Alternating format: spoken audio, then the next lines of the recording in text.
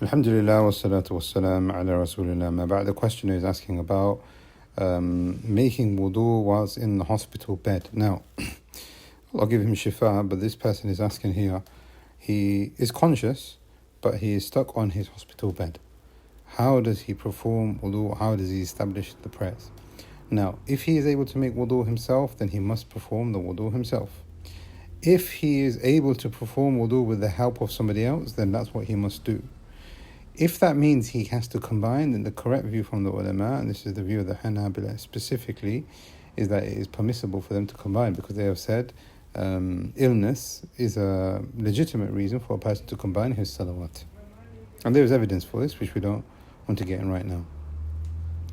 If the person is not able to perform the wudu himself, or he has not got any assistance available to him either, then in that scenario the person must make a tayammum. And tayammum, we've covered this in class. You beat onto earth with one hand. Now that earth has to stick to your hand, whether it's mud, sand, soil, anything like that, grains, something which is granular, anything from the earth. And this seems to be the correct view and the view of the majority. Then with your left hand you wipe over the outer part of your right hand, and then the right hand on the outer part of your left hand, then you wipe your face, and the tayammum has been completed. Okay, now we have three scenarios which I think makes obvious and clear sense, inshallah. Either you can perform wudu yourself, or you can get the aid of someone, or you can't do it and you have no aid, then you do tayammum. What about if you can do it partially? If you can perform wudu partially? In that scenario, you have to perform wudu to the best of your ability. So now the question is asking here, he's got needles going into his arm and he can't wash over that. If a person can wipe over it, then that is sufficient and the wudu is sahih. So for example, he does wudu for all of his body, but there is a needle going into his left arm, for example, then he would wipe over that, and then the wudu is valid, alhamdulillah. If a person cannot wash or wipe, then he omits that part from the wudu, and then he makes tayammum at the end once he has completed the wudu. So for example, the left arm, he can't wash it at all. So what we say to him, perform wudu for the rest of the body. Start with your hands, your mouth and nose, face, right arm, head, feet, etc. Obviously now your left hand has not been washed. For that you do tayammum, and tayammum we just gave a description of it a moment ago.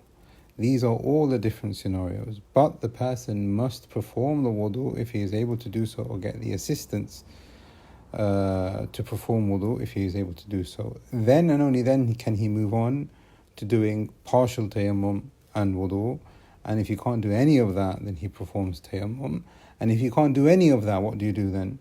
And the ulama have differed. Some of the ulama, and this is the well-known view from the Maliki madhab, then he doesn't need to pray at all, because he's not mukallaf. There is no responsibility on him. He's not responsible for purification. Then how is he going to be responsible for salat? Others from the ulama, from the Hanafis and the Shafi'is, have said he prays in the way that he is, but he needs to make qada. So he prays the same salat twice. So he prays salah without wudu, but when he is able to perform the wudu later on, when he gets better, inshallah, he then repeats the prayer. If he doesn't get better and passes away, may Allah protect him, then there is nothing on him, inshallah.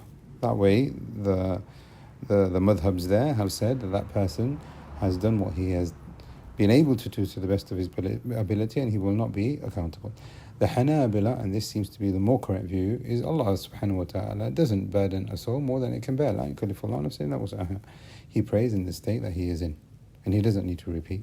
So imagine he can't do wudu, he can't do partial wudu with partial tayammum, he can't do tayammum, he can't get anyone to help him, he can't combine. So he can say, okay, well, I'll wait for 3, 4, 5 hours, and I'll pray Dhuhr and Asr together, because I know people are going to visit me, and we're going to, we can be doing wudu together. If the person is not able to do any of those things, seems a bit far-fetched, but imagine if he can't, then we say to him, perform salah in the way that you are, whether you're standing or sitting on your side, and you have done what you have been entrusted to do, and you can't do anything beyond that. We ask Allah subhanahu wa ta'ala that He makes the salah as a beacon for us in our lives, and that He makes us of those people who are connected to Allah in the best possible manner, whether we are in health or in sickness. And we ask Allah subhanahu wa ta'ala to bring a cure for all of those people who are struggling in the dunya for the Muslim ummah. Wallahu a'lam. Sallallahu ala nabiyyina Muhammad.